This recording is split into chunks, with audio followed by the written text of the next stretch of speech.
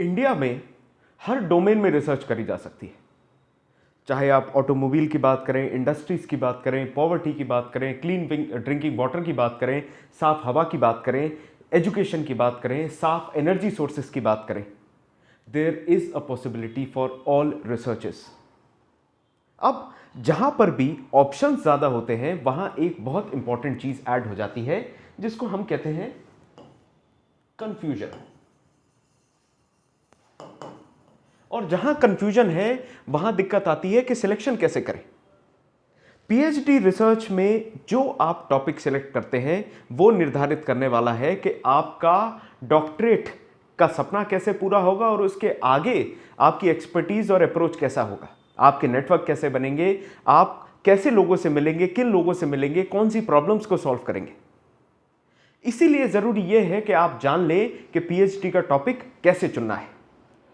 कुछ पहलू हैं जिनके ऊपर आज हम बात करना चाह रहे हैं। यहां आप देख सकते हैं 6 एस्पेक्ट्स हैं जिनमें मैं बात करूंगा कि भारत में पीएचडी टॉपिक कैसे सिलेक्ट करा जाए।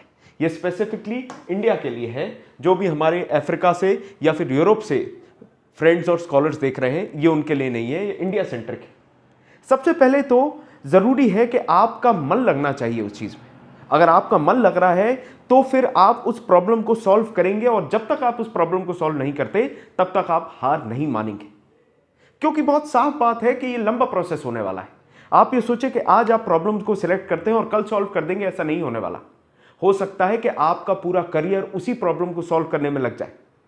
जैसे अगर आप एक पॉलिटिकल साइंस के स्टूडेंट हैं तो बेहतर इलेक्शन कराते कराते इलेक्टोरल प्रोसेस को रिफाइन करते करते आपकी जिंदगी निकल जाए।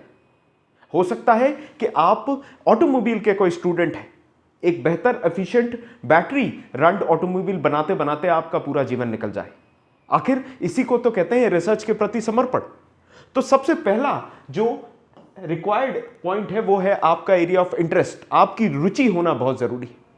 दूसरा इंपॉर्टेंट एस्पेक्ट है कि भाई उसमें कोई लिटरेचर होना चाहिए, कोई ऐसा कंटेम्पररी टॉपिक आपको लेना है या कंटेम्पररी प्रॉब्लम लेनी है जिसके ऊपर बात हो रही है, जिस पे रिसर्च चल रही है।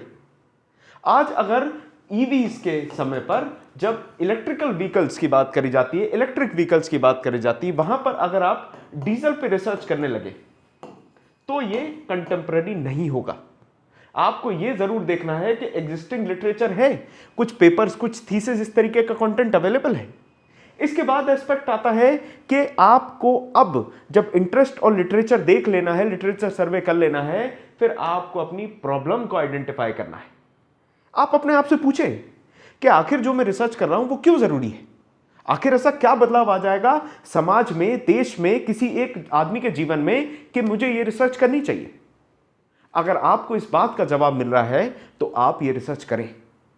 बिल्कुल वैसा ही जैसे गांधी ने अपने अंत्योदय योजना में कहा था या फिर अंत्योदय के फलसफे में, फिलॉसफी में कहा था कि अगर तुम कोई भी काम कर रहे हो तो सबसे पिछड़े हुए तबके, सबसे गरीब इंसान जो इस देश में हो सकता है उसके बारे में सोच के करो, और अगर उसके जीवन में कोई परिवर्तन तुम ला रहे हो तो बिल्कुल करो। तो सबसे पहले आपको यह देखना है कि आप क्यों कर रहे हैं। इसके बाद आपको यह समझना है कि दिक्कत कहां है, इशू कहां पर है।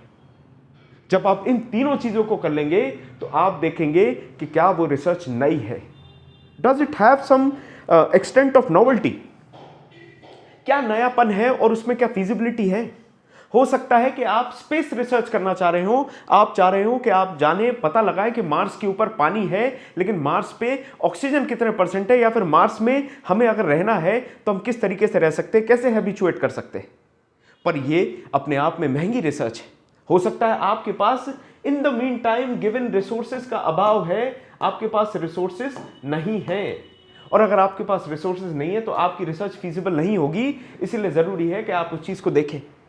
साथ में यह भी देखें कि कहीं आपकी रिसर्च शोध गंगा जो डेटाबेस है सारे रिसर्च और थीसिस का, वहीं पर तो नहीं पड़ी। क्या आप किसी पुरानी रिसर्च को, पुराने माल को नए पैकेट में डाल के प्रेजेंट करने के बारे में कोशिश तो नहीं कर रहे, सोच तो नहीं रहे। और इन सब के साथ बिल्कुल वैसा ही जैसे गाड़ी बिना स्टीयरिंग के नहीं चलती, पीएचडी की रिसर्च बिना गाइडेंस के, बिना मेंटोरशिप के नहीं होती। जरूरी है कि आप गाइडेंस लें। जरूरी नहीं है कि आपकी यूनिवर्सिटी के लोग ही आपको गाइडेंस दें, हो सकता है कि आप उस फील्ड के एक्सपर्ट से मिलें, इंडस्ट्रियल एक्सपर्ट्स हो सकते हैं, या फिर आपने जाना हो एक पर्टिकुलर फील्ड को किसी वर्कशॉप के द्वारा या फिर किसी इंटरनेट के यूट्यूब के वीडियो के द्वारा या किसी भी माध्यम से, तो ऐसे लोगों से जुड़े, ऐसे लोगों से गाइडेंस ले और जानने की कोशिश करें कि और क्या बेहतर करा जा सकता है इस डोमेन में। जब आप ये कर लेते हैं तो इसके बाद आता है रेलेवेंस चेक करना, इंपैक्ट चेक करना कि आखिर जब आप इस समस्या को चुनते हैं और इस समस्या का हल निकालते हैं तो उससे कितना बदलाव आता है।